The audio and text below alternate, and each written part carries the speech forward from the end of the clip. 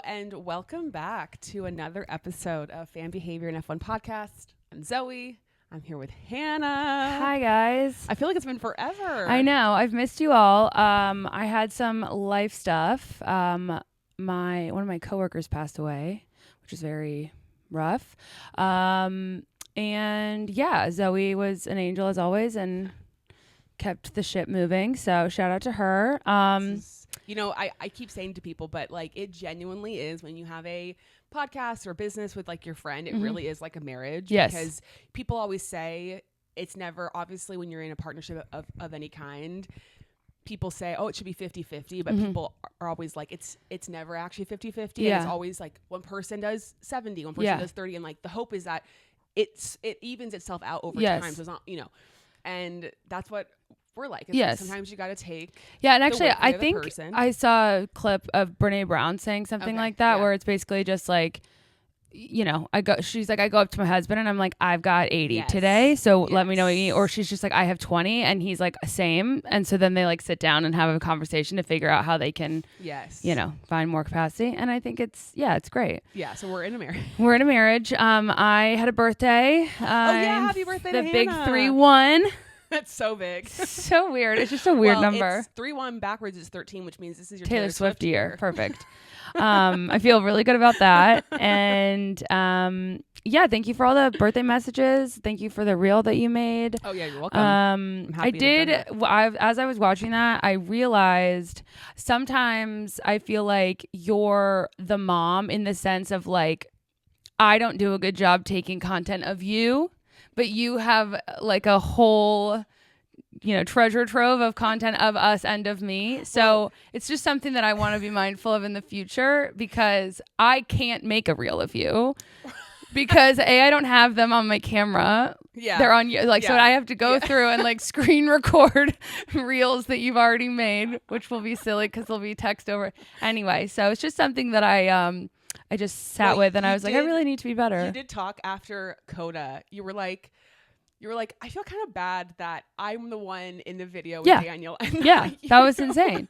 I mean, it's just like, it makes no sense. But you are like, always be recording. That's so you. And you were just like, Hannah, go. Well, and I was like, okay. It wasn't like we knew. Of course. It was totally spur of the moment. We had no idea he was going to be there. So it wasn't like, if we had known, I think we probably would have done it a little differently. Absolutely. And if there was any opportunity for like a photo op and only one of us could be in it, I would take the photo, obviously. So, I just... Yeah, so it's just something that I need to work on. It's all good. But I was very appreciative, and thank you to all of you who reached out and left comments on the post. It was very nice. It was very nice. Yeah, you always got to celebrate the birthdays. And it's nice that our birthdays are, I guess 7 months apart, that it doesn't, it's like you get your moment and then it's just spread out. I have plenty of time to get content of you. Yeah, right. Imagine if we were born within like a couple of days or weeks. Well, no, then we wouldn't be sister signs and this would not work the same. Totally. So, thank God. Oh, you are the same sign as one of your other best friends, Macy. Yeah. So it doesn't really, but do you, I guess the question is, do you think you and Macy could have a podcast together? No, but not because, not for any reason. I guess we've done the podcast together, like we recorded, but I just feel like, no, I feel like I would be, she listens, and so she's going to hear this and be like, what the hell?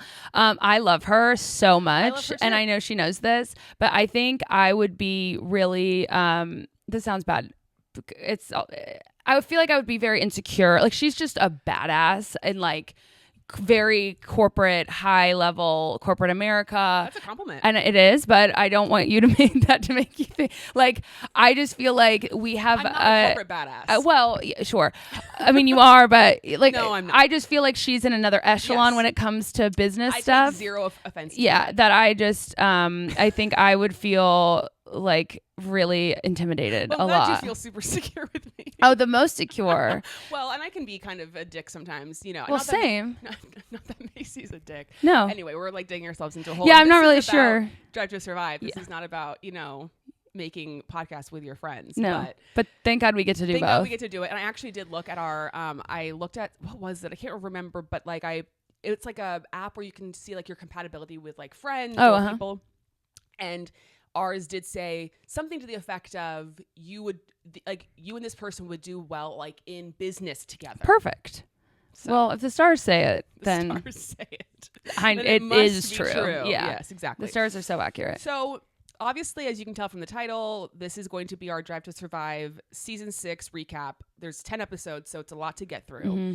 We did. It was such a hassle to have to binge television for this job. A lot of people have also asked, and we wanted to do a bit of a testing recap because obviously we haven't done that. And then the first race is this weekend, which is crazy. It is this weekend. Yeah. I just feel like I've been in like a different world, a tunnel. Yeah. And so I keep forgetting. So we're going to do it's on Saturday. Yep. It's on not Saturday. Sunday. Yep. Don't forget. We are going to do a bit of a preview for that race. And then a little like, I guess it's not really an F1 draft, but because obviously last year we did an F1 draft and like that was totally didn't work because you got Max and it just didn't. Yeah. Unfortunately, with this sport as it is currently, like it's just not fair to do a even Stevens draft because it doesn't work. So I haven't even pitched this or I haven't even explained to you what that is, but we'll talk about that. So I can't wait. Anyway, bonus episodes coming out on Wednesday with that testing, race preview, draft stuff. So stay tuned for Wednesday if you want all of that. But obviously we spent too much time talking about our astrology at the beginning of this. Like we need to just, there's a lot to get through. And this is probably going to be a very long episode because there's there are spoilers ahead. So yeah, I mean, the season that you watched is a spoiler, 6, but then go and watch that first unless you don't mind having it all spoiled. Also, I do want to just take a moment for the shirt. Can you show the camera? For our audio only friends, she's wearing a shirt with Jeremy Allen White all over it that says "Yes, Chef," and I'm just really glad she bought it. Yeah, it had. I mean, that his Calvin Klein ad just like sent me into the ether. Like that was incredible what he did. We can't talk about we can't do this on this episode, but I'm so sorry. But I was gonna say like that is even like that's like third tier for me in terms of my favorite Jeremy Allen White content. Okay, but again, I'd like to discuss that at a later date. Okay, Drive to Survive. Yes. Overall thoughts before we get into specific. Did you like it? No, really? I did not like it. It felt really choppy. Okay. It felt like there was a lot missing. And I think some of it is there was so much that happened at the end of the actual season that they didn't put in because I don't think they could. Like I think like production was already over and all of that. Yeah. And maybe it's like the Lewis thing is maybe a better storyline for next season of Drive to Survive. Yeah, we can get into that. I didn't dislike it. I mean, I always enjoy watching it. I like being able to get the behind the scenes stuff, whether it's just the drivers talking to each other, the driver's perspective on certain things. But I think this was the first time that I went into watching it, having like watched a full season of the race, and I went, this is a docuseries and a reality TV show. Yep. Like there were so many moments that I'm like, that clip is not associated with what we're talking about. I have some times where, and that was interesting because I imagine that that's always happened. Yes. But I don't think I went in realized. Yeah. Yeah. So I do have a little bit like the DTS haters can still like go away, but I do have some more empathy for like their frustration. Yes. I guess it's definitely, I feel like last year there were probably something, I don't remember honestly, there were some things that they missed that they didn't talk about, but this season I noticed there were certain moments, certain storylines that happened throughout the actual season that they didn't cover in Drive to Survive that I felt was kind of weird. I felt like those storylines kind of defined the season and yet they were taken out of the show, and we'll get into that. But really what I enjoyed the season. There were some episodes I really, really enjoyed. Others that were fine. Yeah. I think Drive to Survive is at its best when it is focusing on stuff that happens off the track. Yes. I don't need the YouTube highlights of it's fine. Again, if you've never watched Formula One, you want some of that stuff because you don't know what happens. Right. But as someone who's watched the season, I know who gets pole or who wins this race. And it's hard. I think they're in a tough position, Drive to Survive, because now most people have watched the show and in season 6 and now are watching Formula One. Right. But they're still trying to cater to those if you've never seen it. Haven't seen it. Yeah. So it's just this weird balance. But the best parts of the show are when they're focusing on stuff that happens off the track, where it's behind the scenes content you haven't seen, that kind of stuff, like getting more insight into specific off track storylines. That's interesting. And obviously highlighting the personalities that we've come to love so much on the show. Yeah. That's when it's at its best. Agreed. And I think, it is interesting because to your point, like they still have an audience who maybe hasn't watched Formula One, but that's what seasons 1 through, I know. Honestly, season 1 can support. I know. And yeah, I mean, like you want to cover the race piece because it is in some of the storylines, like the whole, like very critical to the story. Yep. But there was a lot of racing footage. Yep. Which, like, duh. I know that sounds so dumb to say out loud, but again, it was just like, okay, so we're watching 10 minutes of racing footage that I've already seen when we don't need to be doing that. Right. But which, again, it's like, it's a hard balance. Who's for sure. But I'd watch it again. Ultimately, I enjoyed it, and I'll always enjoy it. Yeah. I will always have fun with it because I like these people. I enjoy and it, like, look what it's done to our life. Right. We're here right now. So there you have it. Okay, let's get into episode 1, which is titled Money Talks. Yes, it does. Starts off with a fun little montage of drivers just doing off-track stuff. I did notice that paddle game I wrote between it Max down. and Jordan, that did not happen in the off season. That happened in like the middle of the season. I remember that content coming out, and we, I think, talked about how like George was the one who organized it. Yeah, which it's fine. Like I'm not offended that they're trying to make us think these things are happening. In the off season when they're not. It's. Okay. I think to me, I was like, oh, it's a time of rest. Yes, whenever it happens is totally fine. Yeah, I did enjoy seeing Max being bad at something. That was kind of it was fun. And it was just like, oh yeah, this is fun. We're back with these people. We're seeing Lando in his tiny little car. Yeah, I don't remember which was like my favorite is during that oh no, never mind, that was a Nick DeVries thing. We'll continue that at a later day, but remind me to talk about his car. Oh yeah. This is obviously the episode that focuses on Aston Martin, Lance recovering from his injury, etc. Your thoughts, notes you had, you wanted to discuss. I said, of course, we're starting in Monaco. Yes, obviously. And then Scotty was in it. Like when they were, briefly, he had his helmet on. They were like snowboarding, but I could tell, and that just made me excited. Oh, with Lance. Someone said something is sugar for the soul, and I feel like Lawrence Stroll said it, and I don't remember the context, but I wrote sugar for the soul. Ew. Because I thought that was pretty gross. The whole Aston Martin party scene was a James Bond movie. It was James Bond / Succession. Yeah. It was very much. And actually, I think I wrote, and I said the yacht scene because he was coming in on a boat. Yes. I thought it was on a boat, but I said the yacht scene is. On a boat? No, I think it was like on a grotto or something. Okay. Or maybe that's like where the pre-cocktails were. I don't know. But I said the yacht scene's like a heist movie. Totally. Yeah, it does. It was. Yeah, it was giving like rich people are in a room and we're gonna rob the shit out of them. Oh shit, he's coming. Gotta get everything. It was also kind of the beginning scene, or not beginning, but one of the first scenes in Devil Wears Prada. Yes, all the people are scurrying, trying to get ready for Miranda Priestley to arrive. He's like, he's coming in 4 minutes. It's like, first of all, I love that they put that in because I think that's funny. Yes. As an event planner and B, someone who's really afraid of Lawrence Stroll. Yes. It's just interesting. Yes. And then Toto needing the wristband, but them being, obviously. Lawrence doesn't need him, but like Toto doesn't need one either. Right. Like, sorry. Yeah. Be for real. Lance looked hot. Oh, interesting. Until, I'm not going to say it. I didn't think that. Fernando is hot.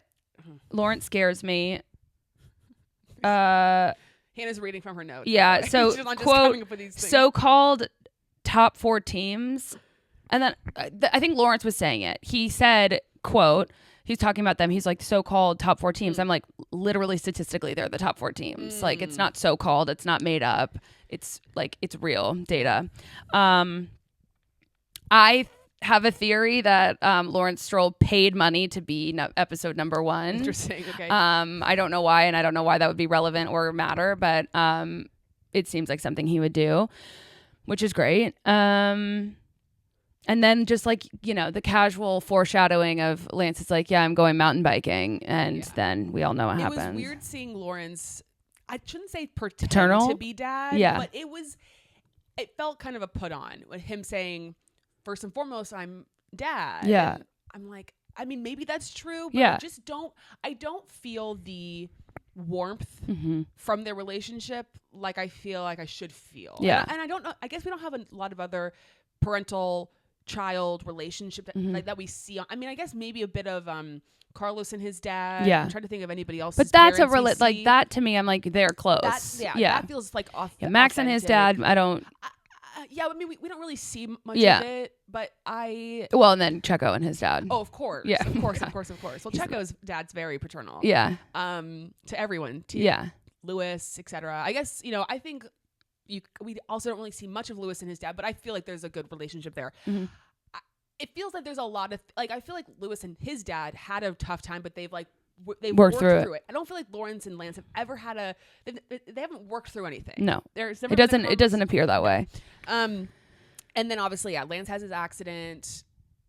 He's struggling. I did love the kind of testing when they're all posing for the camera, like them all being around each other at the beginning of the posing with their cars, kind of just like the chatter. And when Lewis is like talking shit about the car and he realizes that the boom mic's out in front of him, he always like he's so aware always. He just like immediately clocks it.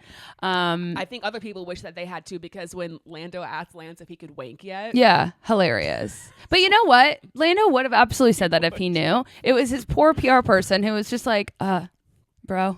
Yeah. And then Carlos was like, if he can drive, he can wank. And Lance just being like yeah. I save my energy for the track. I was like, okay, really? Can we stop talking about wanking? Fuck. Anyway. I'm sorry I impersonated his voice like that. No, I mean, that's kind of accurate. And then it was interesting how, I think this is an example of this, they make Lance look like a hero in this episode, and he did. This is one of his best performances of the season, and then we just don't get anything from the rest of the season with his issues, the downfall, the pushing of the trainer, the struggle, none of that. Which again, there's only so much time they can fill, and I don't think they would ever dedicate 2 episodes to them, but. It's just, again, if you're watching it having not seen the F1 season, you'd think, oh, okay, Lance had a great season. Like, you're not, you don't know the full picture. Right. And that's sort of why, and I don't know if this would actually make sense to do it this way. Like, I could swallow my own words if they did. But that's why I wish, like, episode 1 was just Aston Martin. With, like, sure, some clips and stuff, but, like, you're following the journey of Aston Martin through the season. Just specific teams. Yeah. And I understand why sometimes it doesn't make sense to do it that way, but I feel like you would get more of the full picture. And then like some teams, it might not be that interesting, you know? Right. All right, let's move on to episode 2, which is Fall from Grace. We begin with Christian Horner and his children with Father Christmas. It was a little awkward when Santa asked if he's been good this year. Yeah, because we're not sure.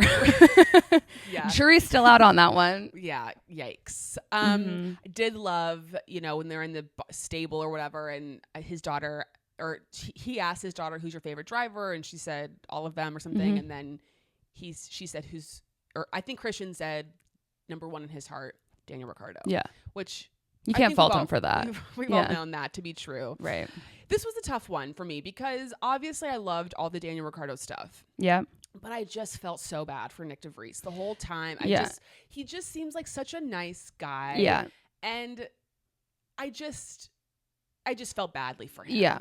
It was weird. So my first thought that I wrote down, like there's a lot of conversation, like Will Buxton talks about it, that like this would be such a hard pill to swallow for Danny. This whole like the transition to like a marketing person. Oh yeah. And I never felt like, I mean, maybe in a way it was, but like it seemed, at least his narrative was just like, I need the break. Yes. And so it didn't seem like it was really that hard of a pill for him to swallow. It seemed like exactly the route he needed to take, but maybe it was harder. I think it probably was hard. It was probably a good stuff, bad stuff. Sure. There were parts of it that were difficult and parts of it that were good. I think it probably got tougher. I think he even mentioned this. I don't know when, but he, I think, was talking or asked when he felt like he needed to, and I think it might be in the episode, when he felt like he was ready to get back on the grid, and it was Monaco, the Monaco race. And so I wonder if after he realized, I want to get back, then it's a difficult situation. But I don't know. He's obviously good at that stuff, and totally. equipped for it, so it's not like it's so out of his comfort zone that it's like, oh well, shit. And to me it always just seemed like, okay, Christian's putting him in this role so that as soon as they have a seat somewhere, it can be his. But anyway, but the Nick thing was hard. I feel like they gave him a really bad edit in the sense of like, okay, so first he's showing up hours late. He's like talking to his driver. Let's try to make up some time. He's YouTubing a video about guns, which like I get it. He's going to, first of all, what is that event? Like I'm sure it's like culturally relevant and fine, but I was just like, you're clay. What is it called? Clay. I know it's like clay shooting or something like that. I don't know. Skeet shooting. Skeet shooting. Yeah. But I'm just like, that's such Yuki probably was living his best life. Absolutely. But I was like, that's just such an interesting activity. And then it's very like English. Yeah, old for sure. School, whatever. But then, it felt weird. I'm like, but he was probably late for like a legitimate reason and everyone knew he was going to be late, but it made it, I don't know. And then I loved that they brought in Alex and Pierre to give their perspective. Yes. I thought that was really cheeky and like smart. I agree. Because it's true. They're just relentless. Yeah, they're ruthless. And but the thing I was saying earlier about his car, so he's driving around this like very curious, elevated, almost like a golf cart situation. Yeah. And he points out another car to his friend and he's like, that's just not my taste. It's just like so over the top. And I'm like, look at you right now. I guess it's not as flashy, so to speak. Okay. Yeah, I guess. I don't know. I just thought the whole thing was funny. Yeah. And then he's cleaning his house. I know. God bless him.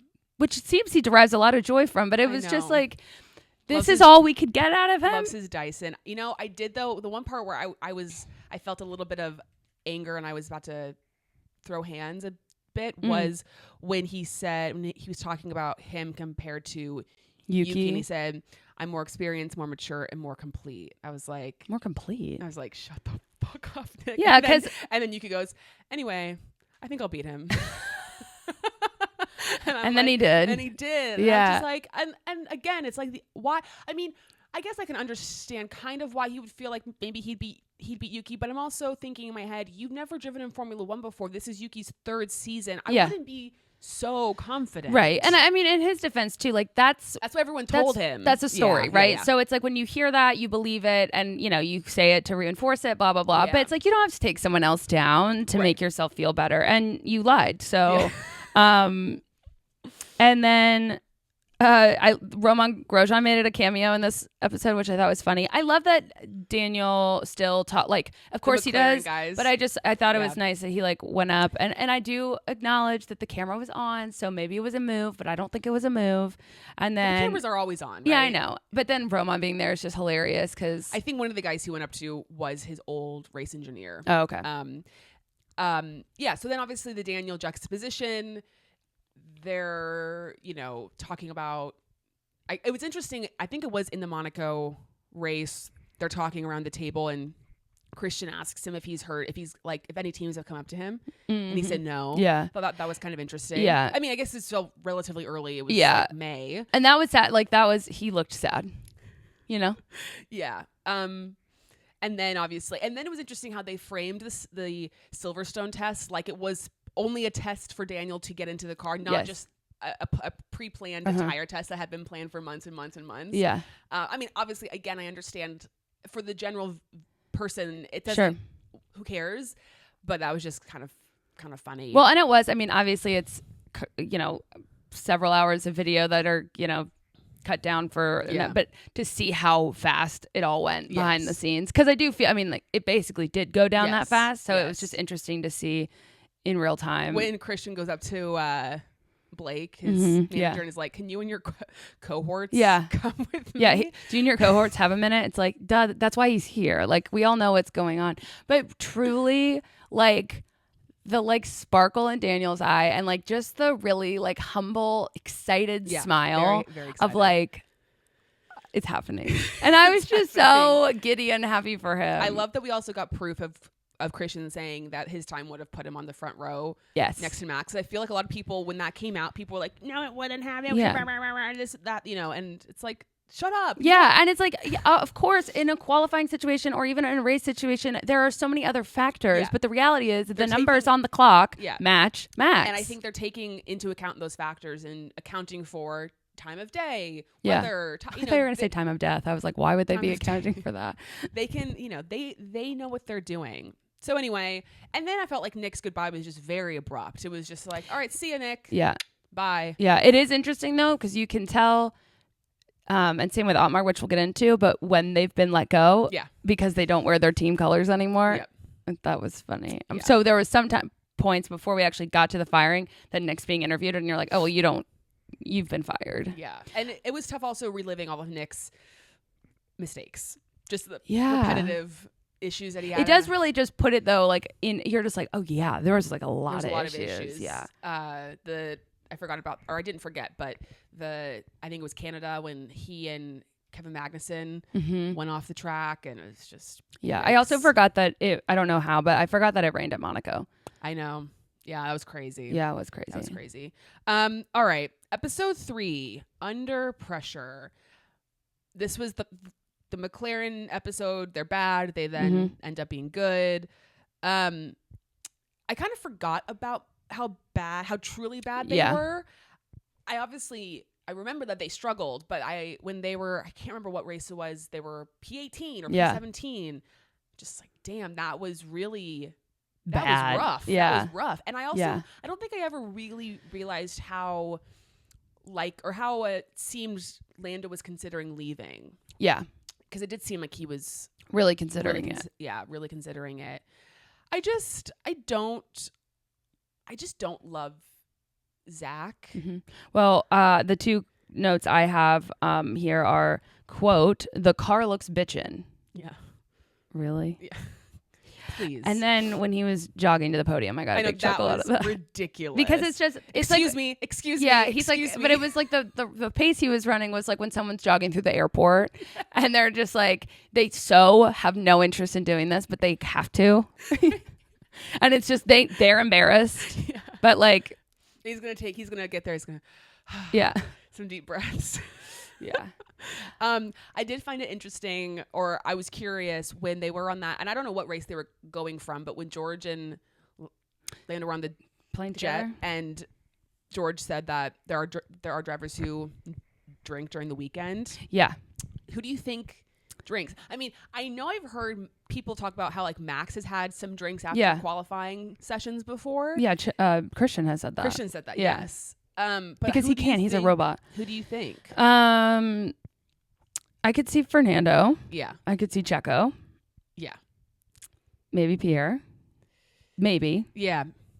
I mean, it could be a lot of them, and I think it's probably situational. Totally. Like where they are, and if they have friends in town for the race, or family in town, or whatever. Yes. I don't know. Who cares? Like George clearly cares. Well, but of course he does. He's such a rule follower. Yeah, he would have been the standard share in his fraternity. 100%. So was I. But then I know, but sometimes they also break the rules, like I did. Mm-hmm. They have to get sent to standards as the standards chair. Yeah, it's so awkward. Yeah, I know. I also said, still hate watching Zach celebrate, just his aggressive celebrations. Yeah, it feels invasive. It's just a lot. It's just a lot. But excited for, it was great. Yeah, it was very, that's what, these episodes are fun too, to like watch just the McLaren journey and like to see really quickly how shitty it was and then how much better it got and how exciting it is. But can I just say, where's Oscar? I was going to say the same thing. Why do they focus so much on like, give us more Oscar? Like it's his rookie year and he's killing it and beat Lando a few times. And we're not talking about it. Got his first win in quotations at the sprint. I can't remember where that even was. I know. It felt a bit jippy. I understand in that episode specifically because the car is bad and Lando is thinking about leaving. To leave. Yeah. Oscar obviously isn't thinking about leaving. Sure. But I wish we would have gotten more. Yeah, I wish I'm we just would have surprised. had more of an episode, not because they weren't fighting in the way that Esteban and Pierre, but kind of like a comparison of, oh, this Oscar guy is coming up and he's really good, and how's that gonna affect Lando's performance? Yeah, because I think it would be like, I've been curious to know like, how does Lando feel about Oscar being better in some at some of the races and stuff. So anyway, I thought that was a bummer, but I also He was interviewed, right? So it's not like he said no to being. Yeah, he was on. Okay, yeah, that's what I thought. I just very minimally.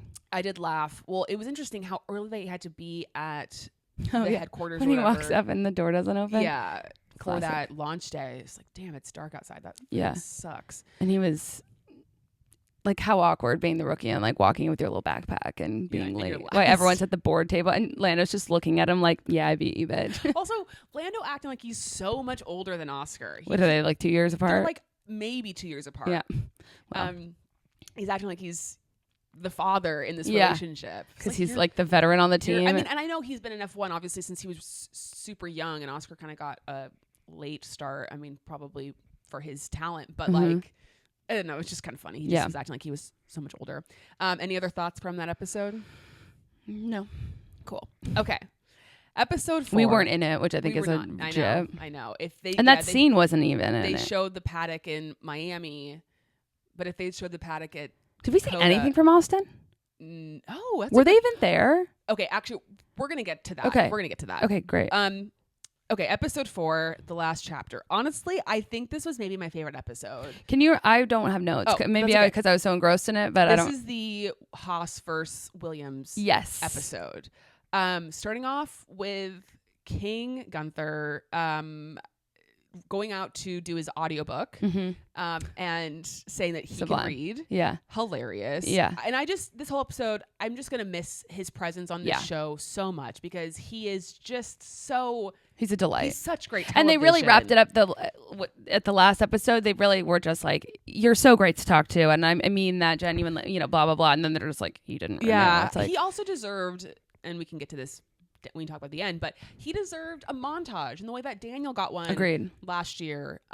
He deserved that 100%. The quotes he's given us on the show, why didn't he get? Yeah. Probably because it was too late. I think his firing happened way too late. But I also said not Nico with the bleached blonde hair for his interviews. That was rough. We did not need to be reminded of that time in his Hulkenberg. Life. That was terrible. Yeah, it just didn't work for his complexion. No. It was like the wrong. If you're like, I think he needed to be like more white.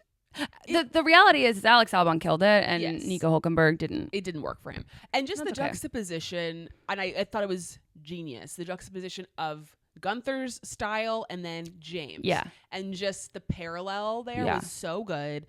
James continuously messing up his intro, not saying his name so right. Wholesome. He's I actually almost texted you that it's like me doing TikToks with you. Like the poor guy, the amount of times I have to like do another take and you're just sitting there like, God, I am stupid. That was so endearing. I think he's delightful. He's great. I love him so much. I think he's such a good leader. I think it's really also great that how much knowledge he has about like the engineering side of things. Smart. Like he's so smart. Yes. I think that's what was interesting is he's talking about how data makes your decisions. And then at one point in a later episode, Toto says data, or I think it was Toto, but maybe someone else, but data doesn't make decisions, people do. And I'm like, I disagree with. Well, I guess it depends on the decision. Sure, of course, but like in Formula One, I feel like data drives a lot of the decisions, good or bad. But anyway, James is an angel. His discussion about caffeine, about how he doesn't have caffeine during the week, so that he can, when he has really it on Sunday, feel the effect. He really has it. About how decaf still has caffeine. I mean, it was just such a dad thing. Yeah, and just very someone that just has a lot of knowledge and just wants to share it like us. Yes. It's just very different knowledge, like I'm just like, I'm gonna tell you this and I know you don't care, but I have to get it out. Right. So the book signing incredible, was absolutely hilarious. Yeah. I just like, again, and they're so different, right? And what they bring to their sport. And I think Haas is cool in quotes because of Gunther. Like he is. And I don't know if Gene, and the amount of times that he had to call Gene. First of all, I was going to say, like, do we think, I know he has to keep in touch with Gene, but part of me thinks that that's become such a shtick of Gunter's, is like he always has to get on the bat phone and call Gene. Yeah. That like there was only one time that you actually heard Gene like on speakerphone. So sometimes I'm just like, is he actually? Is it just part of the bit? I don't know. I know. I just wrote James. They're like two very different characters in a TV show. It's almost like they're both in The Office. Mm-hmm. Gunther's Michael Scott. Yeah. And James is like one of the, I don't know, more like sort of square, straight characters. But they both could have, I mean, actually a lot of the principals, Fred could totally be on The Office. He's funny. I love Fred. He's like, so funny. They all just kind of have these, which I think is great. That yeah. They all have these such distinct personalities. They're all very different. And I thought that was great. And then obviously seeing Williams's kind of how they started poorly and then their comeback. I love He also barely got Logan. Again, which I get, but also I just think it's interesting that you're not covering really either of the rookies, right? And also that could have been an interesting episode. I really thought they would talk about that of like how difficult it's been for not only him to be a rookie but an American rookie and the struggles that he had. I'm just surprised they didn't. And that like it was unclear as to whether or not he was going to get another year. I know, very interesting. Will Buxton's quote: "They're not even bringing a knife to a gunfight; they're bringing a spoon." Poetic. The best he is thing just he's so ever said. Serious, and also is such a like Drive to Survive company man that he's willing to say whatever they need him to say in order. Because there were multiple times I was fix watching the narrative with my parents, and my dad's just like, "Oh, come on!" Like there's just things where it's not true. Like you're being way too extreme. Right. You're exaggerating this to a ridiculous amount. Or you're talking about something completely unrelated. That's the perfect clip for this. Right. I don't know. But he's just like, he's perfect. Yes. Like for this show, he is so perfect. Yes. Yeah. Yes. He's critical. Speaking of, I know this is maybe something we can get into later. Should we save it for later? I think we'll just save it for later. Okay.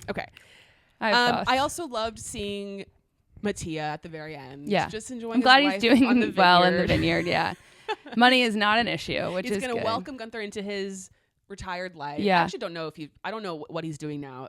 I'm not sure if he's like, I don't know, but he does spend a lot of time at the vineyard. Yeah. And Gunther is now going to be a commentator for a German. Oh, is he? I think I saw something like that. But bummer. Could be a false. I mean, happy for the Germans, but I wish he was going to be on RTV. I know. I wish he would do the grid walk with Martin Brundle. I know. That would just be so good. Yeah. Ugh, come on, give it to us. Anyway, I really enjoyed that episode. I thought it was fun, and I liked it because yes, it focused on Alex a little bit and some of the drivers, but it really was like a episode about James versus Gunther, and I kind of liked that. Yeah. Okay, episode 5, Civil War. This is the Alpine Pierre Esteban drama. I just first wrote King Otmar. I love him, guys. Also, he just came out with an app. Oh yeah, and I haven't done a lot of research, but you should check it out because we got to support him. Yeah, we have to.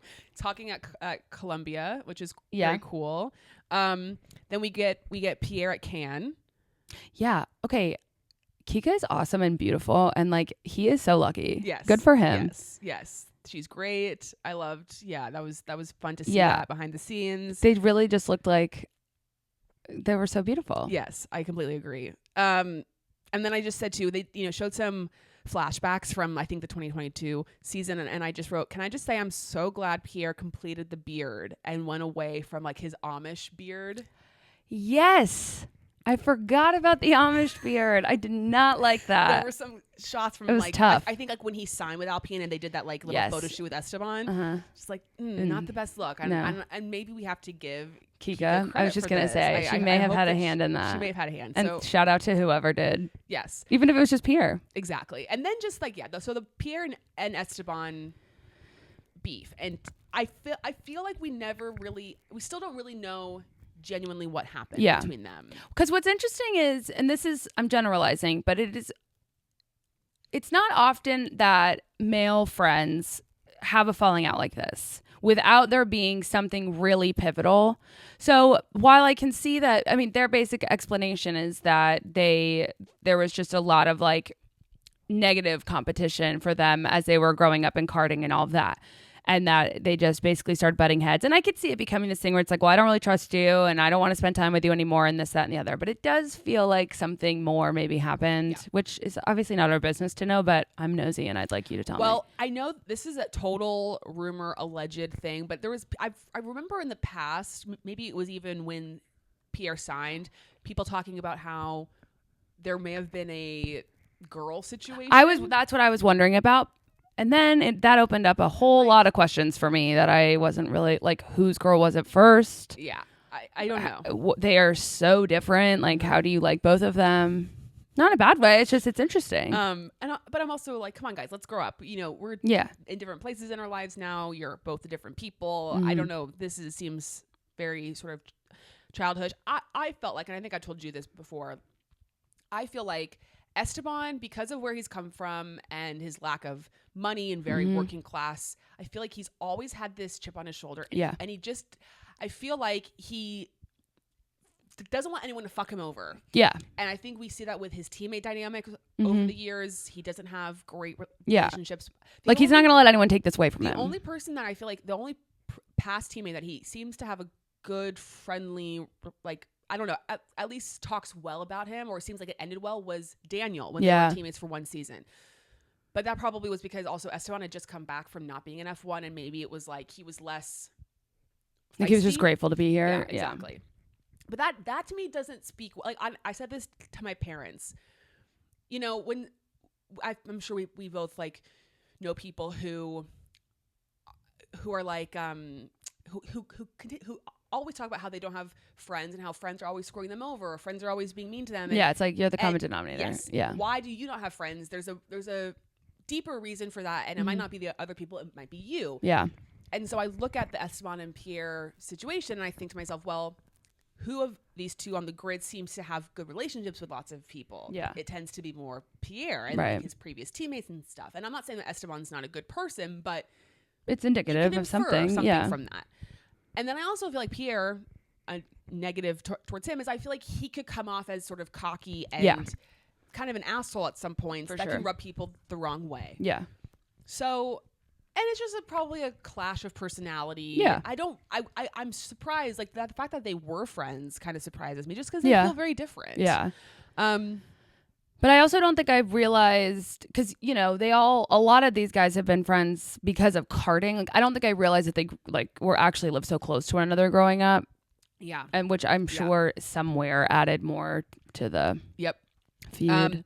And then I said Esteban, like, when they were doing the go-kart thing, I knew that one person was going to crash, because of course they're not going to be just la-di-da driving. They're going to be competing like they were when they were 6 years old. Yeah. And then the fact that Pierre's like, I didn't touch him. Yeah, he's like, not me. Yeah. Which was that was just kind of funny. And then I did note that Otmar did say bonjour in this episode. He did? He did. Oh, it was kind of a it was when he was walking into one of the hospitalities. Oh, he said bonjour. And we'll get into more of Alpine, because they're in a.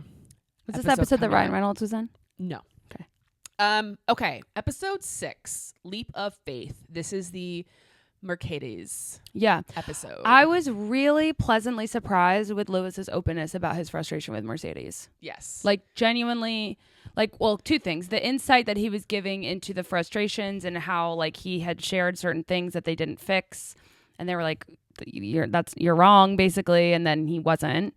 But then and I think it was at the end of this episode where he's saying, like, he doesn't know, he can't imagine himself being anywhere else. I was like, this is very interesting. Yes. But I feel like it was the most open I've ever seen him be. Yes. And then he was also, you know, they have a lot going on, whatever. Sassy. Yeah, the commercial shoot, I was just like, I understand he's not someone who wants, his time is valuable and he has a lot of obligations. Yeah. So why are you chit-chatting about what to do for that? Like, you should have your plan already. Mm-hmm. So I can understand it. But again, it's the juxtaposition. And, you know, George is just like, I'm here and I'll do what I'm told. Yes. And so that there's a different personality there. But to basically watch George with his old hair, glad that's gone.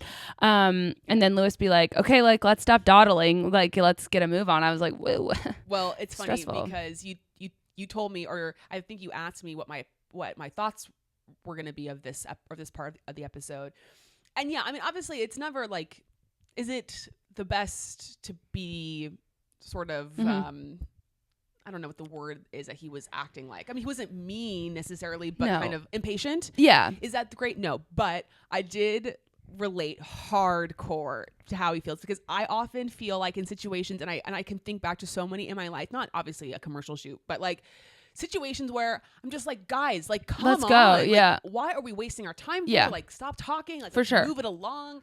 So in a weird way, I kind of, I related to that. Yeah, part of it of being for like, sure. This is so fucking And, you know, annoying. what's interesting, too, and, like, deserves to be said is that was a clip. I don't know how long he was standing around waiting. I mean, it could have been an hour that he's like, guys, what are we doing? He mentioned he had to be up at 5:45 or something, and George didn't have to be up till 8:30. So, and then he was like, why did I have to get up so like, before, I think George was like, well, or he said, this is why they pay you the big bucks. And he's like, I will give up that money. Like, I want to sleep. So I think maybe he was also just annoyed. That he woke up super early because he maybe had to do more of the shoot or something. Around.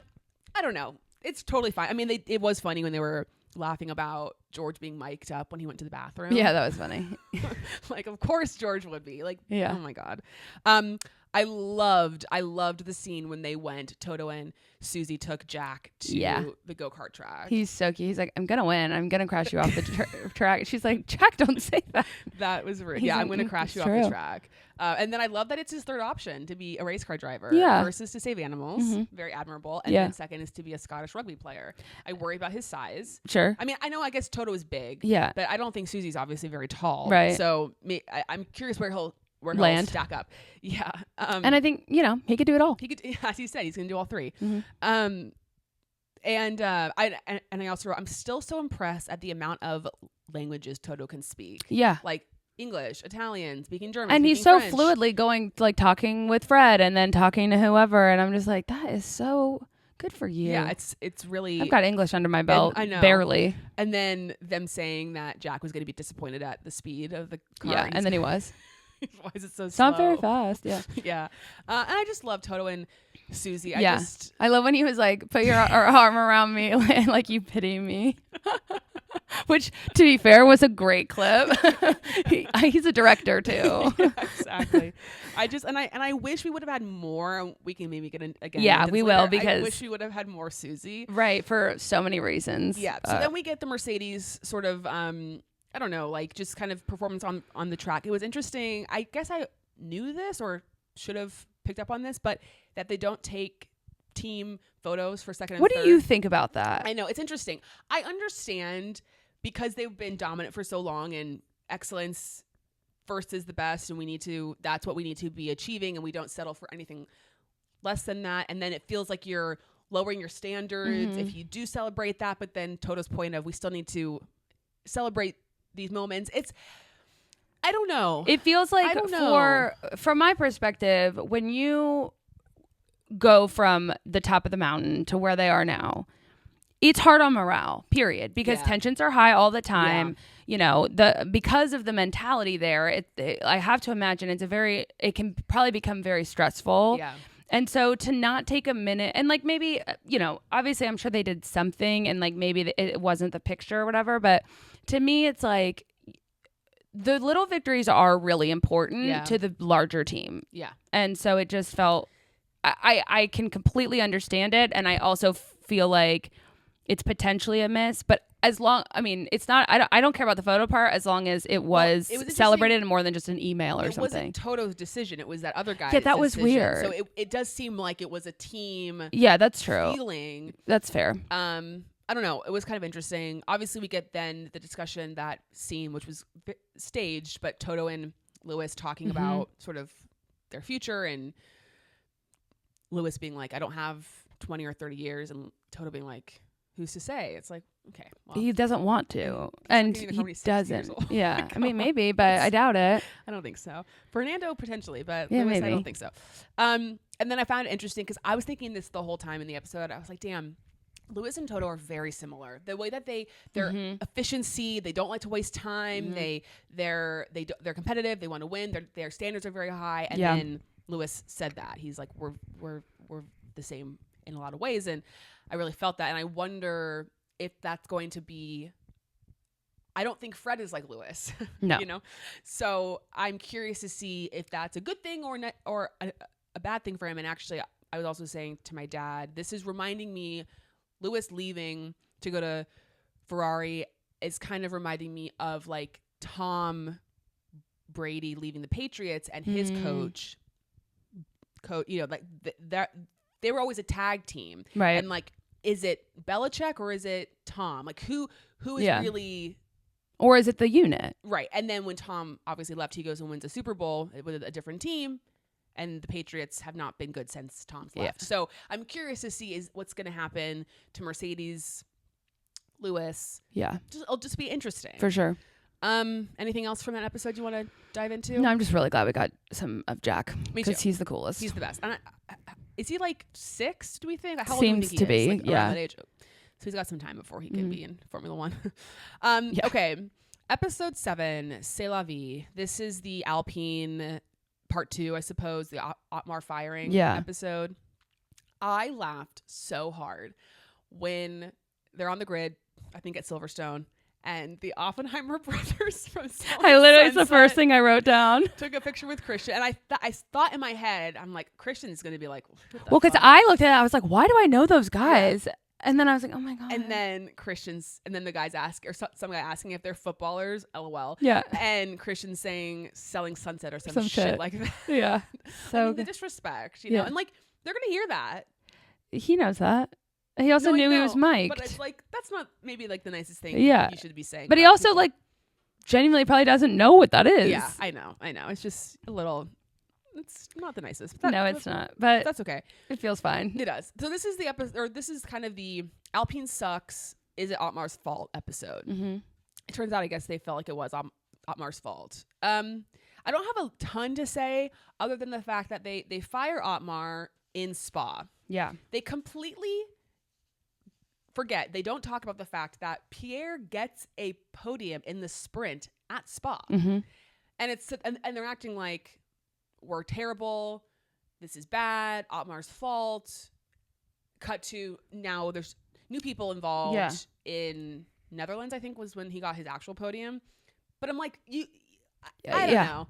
And it did feel, Otmar being like, all right, well, see ya. And just like leaving the paddock. Yeah. Well, it's wild. Not only that he was fired in the middle of the season, but like you couldn't have picked an off weekend. You know? It's crazy. Agreed. It's just like a Chinese farmer. Yep. But like have some fucking respect, dude. Well, and also he's gotten you a podium this year in Monaco. Your car breaks down every 5 seconds. Now, maybe you could say that's an Otmar problem. Sure. But I don't know that it is necessarily. And then they're acting too like, who's the new guy? Bruno, I think is his name that came in. They're acting like he's solved the Pierre and Esteban problem. Yeah, because he comes in and then there's a podium. It's like, no. Yeah, now they're fine. Everything's good there. And I don't know. I just think. Yeah. And of course, we only know what we're told, you know, so maybe there was a lot more going on, but it still seemed like really crazy. I just felt bad for Otmar. And then I also wrote too, I just feel like Alpine lacks a little bit of pizzazz. I feel like all the other teams, there's something about them that is fun or is interesting or you're.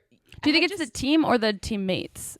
Like, do you think it's because there's not? I don't know that it's the teammates necessarily, but I just think it's sort of the way it's all run. Yeah.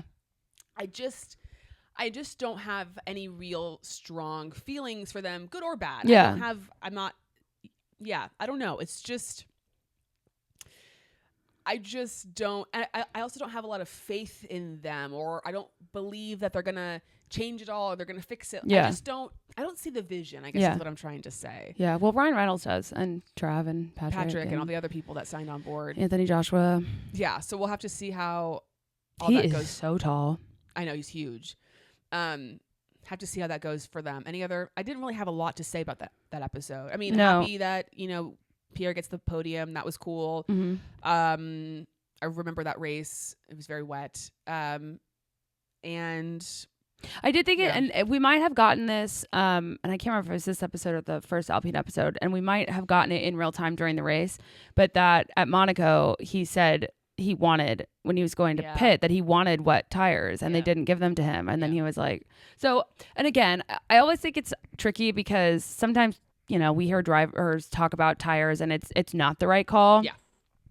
But man, those times where that is the right call and they don't do it, it's got to be so frustrating. It's tough for everybody too. The tire situation in Monaco. How many times have there been issues with tires with a lot of my favorite drivers? Mm-hmm. Daniel, no tires. Charles last year, or I guess whenever it was 2 years ago, screams. Pierre. I'm glad they got the scream in there. It was louder on the show, I think, which is good. All right.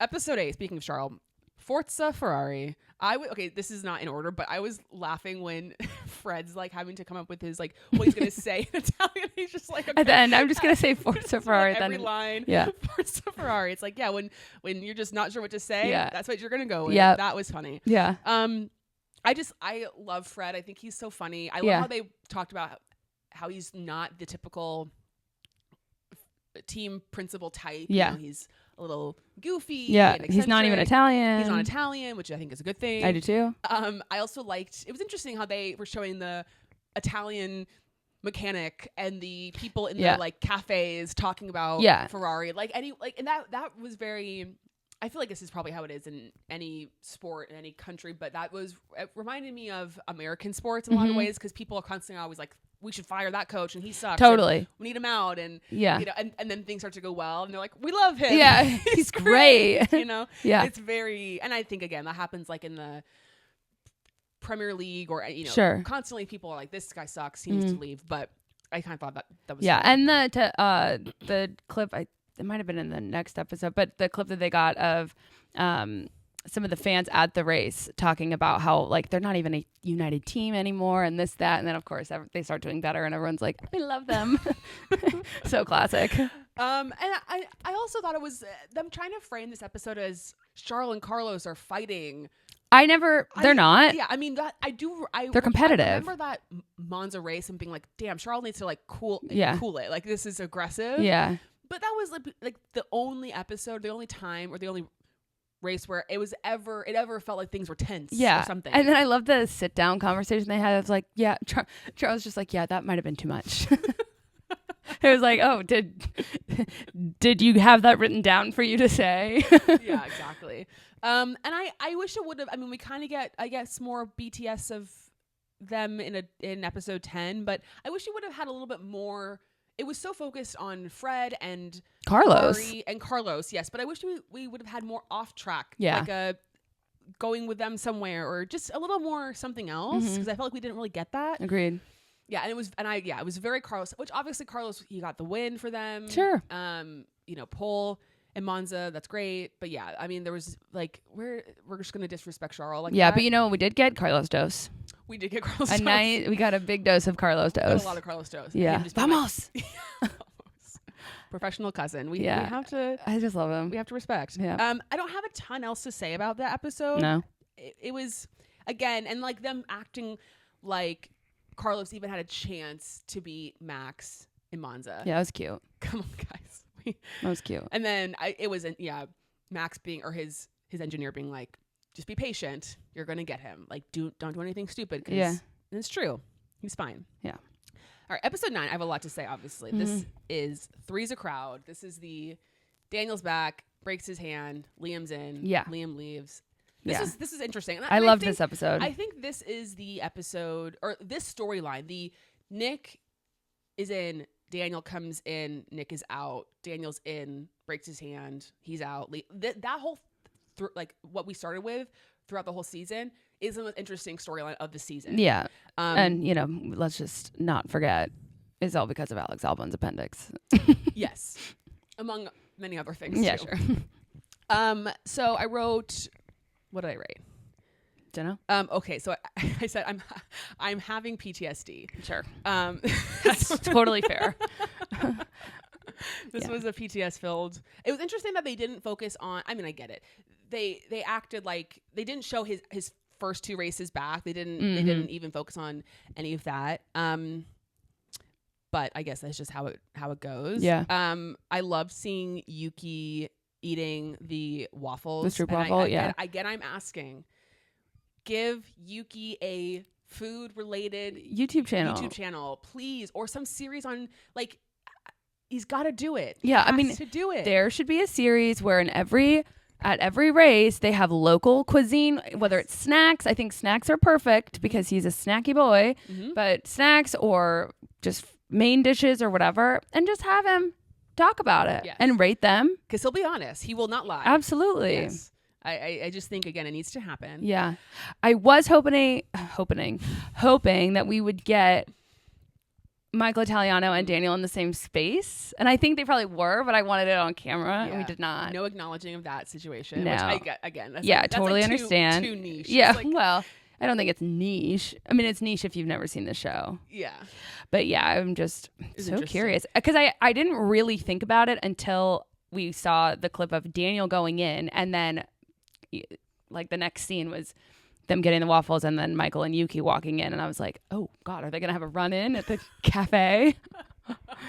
No run-in at the cafe. I'm sure there's people with walkies making sure that they stay far away from each other. God, I'm so curious about that. I know. It's funny, like he doesn't have a trainer now anymore. But Yuki or Daniel? Daniel. Blake has kind of filled in that Michael role as like, he's my pal. And like he manages things and carries my stuff. Makes my food. That was my favorite. There's a scene where I think it was maybe when they were going to Silverstone, or maybe it was when he was back at the track, but Blake's walking in with a massive Enchante tote bag just filled with whatever Daniel could possibly need. And then like another bag, like he's an amusement park mother. Which I can say because so am I, but it's what it was giving. Like, we're going to the zoo today, and I've got all the snacks. You've got your chapstick, you've got your sunscreen, sunglasses, shoes, extra shirt if you spill, extra shorts just in case. I mean, that's funny. But yeah, Blake's great. He's him great. A lot. Yeah, and I would like to know. I assume he's like a childhood friend. I think so, but I don't know. And then I just wrote, I'm once again asking the universe to bring good luck to Daniel this season. Yeah, amen. Yeah, I just was like, oh, fucking hell. Like, yeah, and then just seeing Oscar crash and then being like, fucking hell. And then Daniel knowing what's coming next. Yeah, and then just, his hand's like literally shaking. God, I didn't like that at all. And yeah, that was rough. And then the x-ray, I was like, I didn't need that. I didn't need it. Yeah. I mean... I guess fine. I guess good to know the screws are real, but he's lying about it could have been anyone's, but icky. And then we get Liam Lawson. Insert Liam Lawson. I really like Liam. Yeah, they made it seem like Singapore. I mean, maybe not exactly, but they kind of made it seem like that was his first race, even though he had already done a few races before that race happened. Which again, it has to do with filming and timing and all that kind of stuff. Mm-hmm. But I also wrote down. Because this is the episode, I think, where Checo hits Yuki. Yeah. In the start of the race. And I remembered that, like, this was the race where Checo was hitting people left and right. Just, like, running into people constantly. Like a ping pong ball. Yes. And also when people were talking about, is Checo, should he be driving for Red Bull? But obviously Liam did very well in that race. He got into Q3, knocked out Max, which was a big deal. Mm-hmm. Got points, which was great. Because that was the race that the Red Bull was like really off. Yeah, they were right? bad. That was the race that Carlos won. Right. And then we go to Suzuka, and this is like when they're kind of making it seem like it's Liam versus Yuki. And I remember that race. Of course, they make it. I think Liam did finish ahead of him, but I also remember when I watched that race that it wasn't indicative of actually who was faster. I think Yuki may have had some like bad strategy call or something. Again, DTS is not going to be doing like nuance. Right. We don't have time for nuance. No, but I do wish, and obviously we understand the reasons Liam didn't get onto the team, because they're doing this whole rebrand. They need Daniel. They want experience. They want someone that can direct the trajectory of the car. Mm-hmm. We know Honda came in and said, here's financial incentive to keep Yuki. But I wish we would have had a little bit more discussion as to why Liam wasn't getting. Yeah, because you know what's funny, and I think Will maybe said this, but like through the whole season of this show, it's constantly being talked about that if you don't perform, you get cut. Mm-hmm. And then we get to this, and all of a sudden the story, which I know it's both, but the story is it's not just about how good you are. Yes. I'm like, yes. Okay, that's I understand that, but that just contradicts everything you've been saying. Or also a bit more explanation of Yuki and Liam are like, I mean, again, they're not going to go into so much detail, but like Yuki had these issues and this problem, and like they make it seem like Liam's faster than him, which wasn't exactly true. Right. I don't know. But It was interesting seeing Liam be so kind of blunt about how he wanted the seat and how he felt like he deserved the seat. I think that was the first moment that I was like, I understand why it happened the way it did. And in a lot of ways, it never surprised me. I always thought that's how it was going to go. But I think this was like, oh yeah, he kind of did in a lot of ways. And I really hope he is able to come back because I think he's fantastic and he would do really well. He's deserving of it. For sure. And it kind of was interesting too because we talked about this when the season was going on, but Nick's whole narrative is like, I've been in Formula E for 3 or whatever it was, 3 years. Like I've never been in this car before. And I guess Liam had been in an F1 car before, but also it's like, okay, bro, hold my beer. Yeah, right, exactly. But also I think I'd heard this before, but I think that it's crazy that F2 drivers don't make money. I know. That's insane. They have to pay essentially to be able to drive. That's crazy. Yeah, it's very crazy. So let's just keep making it harder and harder to participate in the sports that you love. Right, exactly. Jesus. We did get a little bit of Daniel's thigh tattoo in his gym scene. So that was fun. Yeah. Shout out to the thigh tat. Then we cut to Mexico. Yep. And I wish they would have, again, timing, whatever, but they didn't even acknowledge the fact that he qualified 4th in that race. Yep. And that I feel like would have been, that's honestly a bit more impactful than him finishing 7th or whatever he did in the race, which was good. I guess the whole point was he got points, which pushed them forward. But that 4th place, he outqualified Checo and everything. It was just interesting that they didn't talk about that. Yeah, because Checo whiffed it, didn't he? Yeah. And then, he did. And that was unfortunate. And then it was interesting, too, when they were talking about him at the very end of the race, trying to get points, they were talking about how Oscar was really close to catching Daniel, but they missed the fact that Daniel was like this close to catching George. It was interesting that they focused on who was behind him rather than who he was trying to catch. Yeah. But the thing I noticed was when he gets the points and they show they play the radio, they say Enchanté or whatever. That was from qualifying. Not from the race. You're right. Because of course I know this stuff. Yeah, right. Yeah, that was that was for those who don't know, that whole exchange between them was what they said to each other after he qualified P4, not after the race. Funny. Which again, I understand them keeping that because it's, Enchanté, but was out of context. Just funny, yeah. Anyway, Daniel's back. That was great. Happy. Yeah. He was wearing those socks. Yeah, I guess Hannah's wearing the Enchanté socks. I didn't know that when I put them on, but all right, episode 10, Red or Black. This is it was kind of fun that it worked out that way for them with the Vegas end of it all. I know. The Ferrari and Mercedes fight for P2 in the title or championship because obviously we didn't care about P1. Charles climbing up that ice mountain, just what? Trudging through. Like what? Yeah, I just wrote. We've got mountain biking accidents and you're scaling an icy mountain. Are we for real? Charles loves pain. True. Which was funny. I also loved that they showed the hovercraft challenge. Yes. And Yuki just flying off of it. He could have also really hurt himself. Yeah. That was so funny. Yeah. And then I also wrote, I wish that Max had been mic'd up this whole Vegas because I would just have loved to have heard like that whole scene of them getting ready for the rock show. Yeah. And then the guy, whoever the guy was, being like, okay, so you can like play to the crowd. And then George is like, play what? It's like, come on, George. Yeah. Like, play it up. Out, like, come on. Didn't Max say, can we just leave? He's like, can we hide or something? Oh, yeah. Something like that. And then I just wrote that fucking drain cover. Crazy. Like, that was... His car exploded. Yeah, literally, like, kunk, kunk. Yeah. It's so scary. And did he say, ow, my butt? My back. My back. Because I got a chuckle. Not that I want him to be in pain, but I thought he said, ow, my butt. And I was like, oh my back. Oh my God, that's like something a 6-year-old would say. Like that's just not how he would say, like. Jack was saying that in his go-kart. Yeah. And I totally felt for Fred in that press conference, him being like, don't talk to me. This is terrible. Like, we basically had to change 3/4 of our car and we're getting punished for this because. Yeah, that was bullshit. It's like, it happens, but I felt for his frustration. Yeah, I'm surprised they didn't show. I know that's not what the story was about, but I'm surprised that they didn't show Toto going off about. Do you think this has ruined this race? Or oh well, it was interesting how they showed the grid walk, I think, before the race, and that I don't know who she was, but a woman going up to him and being like, "Thank you for all the nice words you said about Vegas." And he's like, "There's too many naysayers." Yeah. So I guess they kind of alluded to that.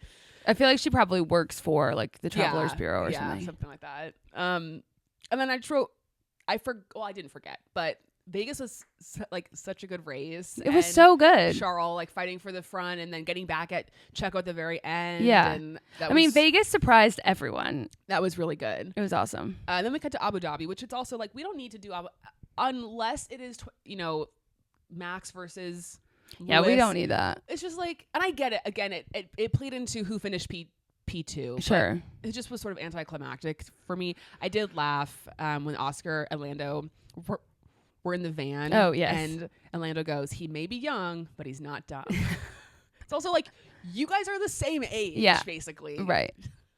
Okay. Anyway, he just loves being older now. I know. But it's such like a younger brother vibe to just be like, well, I'm older now. It's like, I don't know. It's just funny. It's like this, especially because like maturity wise, Oscar's got 10 years on him, Well, I was going to say, it's kind of like the sophomore in high school who's like, "You freshman," Totally. It's like, you're a sophomore, bro. Like, shut up. Yeah. Like, you were here yesterday. Like, I remember my first day of high school. Yeah. Well, that's what he said. I remember my first car launch. Yeah. Go away.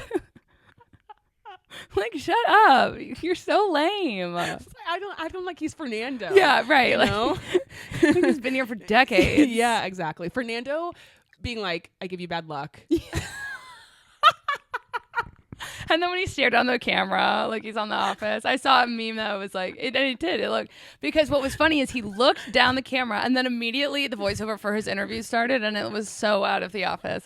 That was really funny. Lando's like, "What are you doing?" "I'm giving you bad luck."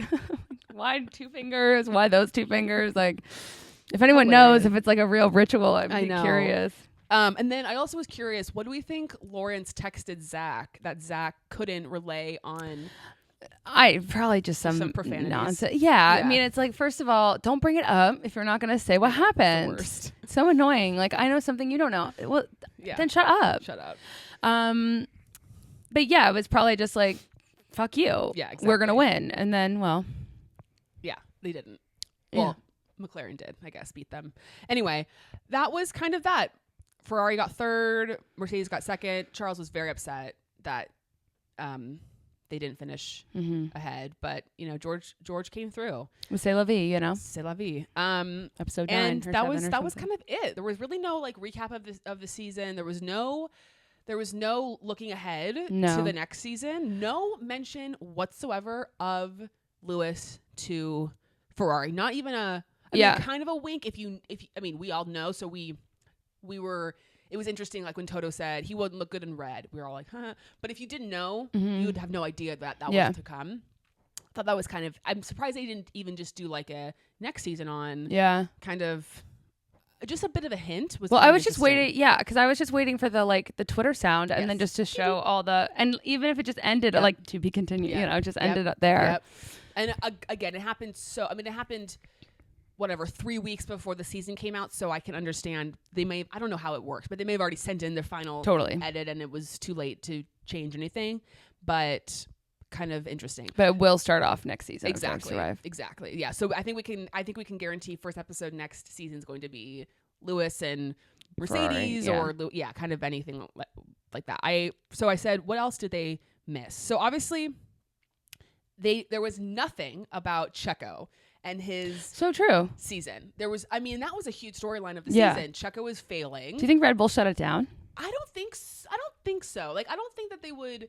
What do they care? Or maybe Checo said no. I don't think that they can reject what they cover. I think they can reject participating. But that's what I'm wondering. But he did participate. He was in it. Yeah. I just think that was interesting, and maybe they felt like because there wasn't.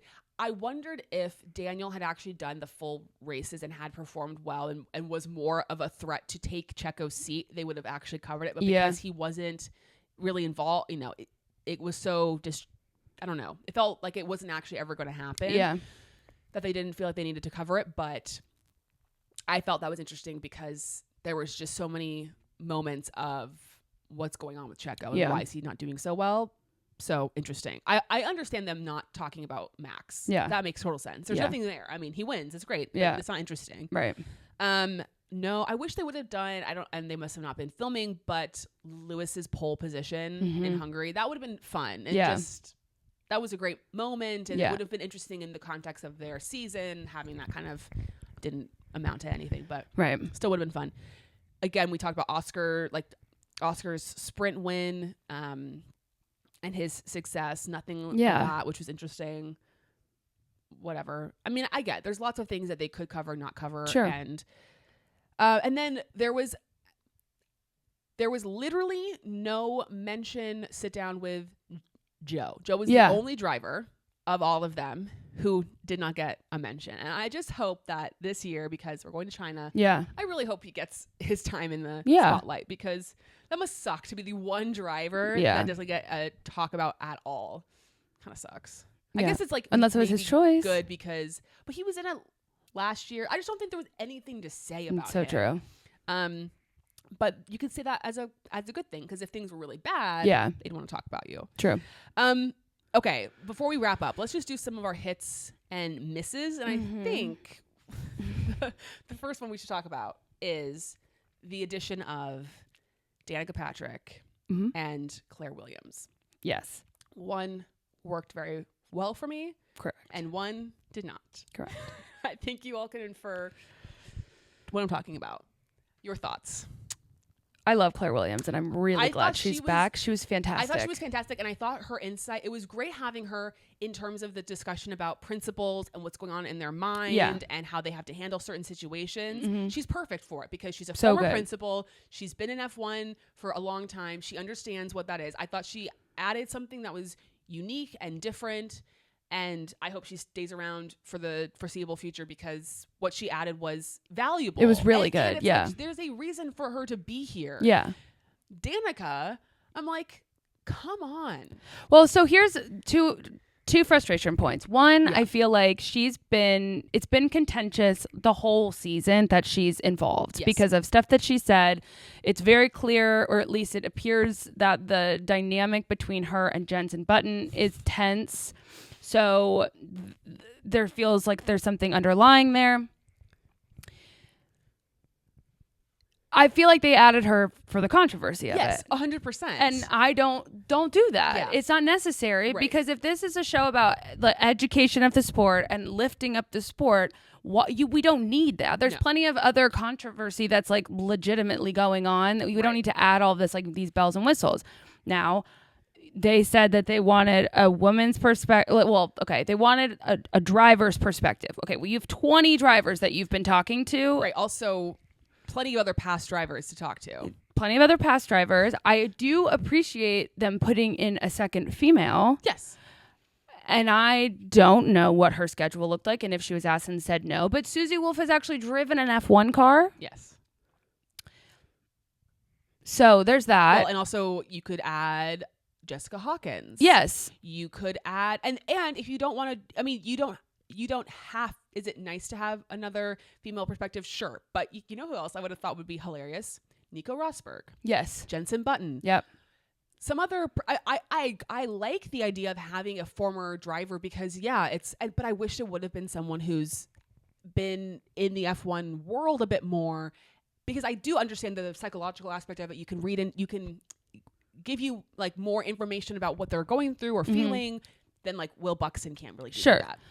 And I understand too, like, just because Danica hasn't driven in Formula One does not mean that she doesn't understand the perspective of a race car driver. Like, I totally understand that. Yes. But I just feel like from people who like really know their shit with F1, they get really frustrated with her because she's like, look, I'm the first to say that like I say things wrong or I mess things up. I'm not an F1 commentator. No. I am a F1 hobbyist with a podcast. Fan with a podcast. Yeah. Yes. So fan behavior. That is frustrating. And I also, I think about some of the like the female reporter, like a Natalie Pinkham. Yes. Yeah. Pinkham. Yeah. Because Jenny Gao was great, yeah, and I know that I think because of her health struggles, like that's probably why she's not involved. Naomi would be great. Yeah. And then you're not only just getting a woman, but a woman of color. I just think that there's a lot of alternatives, and it felt like they I'm not saying they didn't explore it. I have no idea. They may have and may have been like unable to get anybody else. But to me, it feels like, okay, let's get this female who is a driver so we can use that as the excuse, but we know it's going to make people talk about it. And it did. Yeah. I mean, I've seen hundreds of TikToks. Yeah, well, totally, same. 10. But, I've seen a lot of TikToks of people being frustrated, and that is promoting the movie. And I don't or the show, whatever, the Lifetime docuseries. I think it's a bummer that the promotion of it is based on something really negative and about, honestly, women tearing other women down, which I'm doing right now. And I don't like doing that. No. I just feel like... But you can... Listen, we can... At some point, you have to be able to separate... you don't just support a woman because she's a woman. Right. You can have valid... And she, unfortunately, is not a woman that necessarily supports other women. Right. From what she said. She's not, like, leading the charge. I also felt like we would not have seen, this is what I thought was kind of interesting. We would not have seen someone like James Hinchcliffe on Drive to Survive. Right. An IndyCar driver, which is what she was, who works in Formula One. That's a really good point. Yeah. They wouldn't have done that. That's a really good point. And obviously, and again, it's like if you want to have another woman or a woman driver, there are other options, other people. Susie Wolf, great example. Who also sat in the chair. That was the other thing is I had this thought, like when I first saw Danica, I was like, oh, well, maybe Susie couldn't do it. And then the minute I saw her doing an interview, I was like, guys. Yeah. She was also, Danica was like maybe 3 minutes of airtime. Yeah, it was not a lot. She didn't really offer a lot. Like, that's the other thing. Here? Yeah, she didn't offer a lot. Yeah, didn't love it. Didn't need it. When she said, you're the most important tools for a driver are your hands and your feet. It's like, no shit. It was so Will Buxton of her. Exactly. Like it's just Will. Like let Will say that.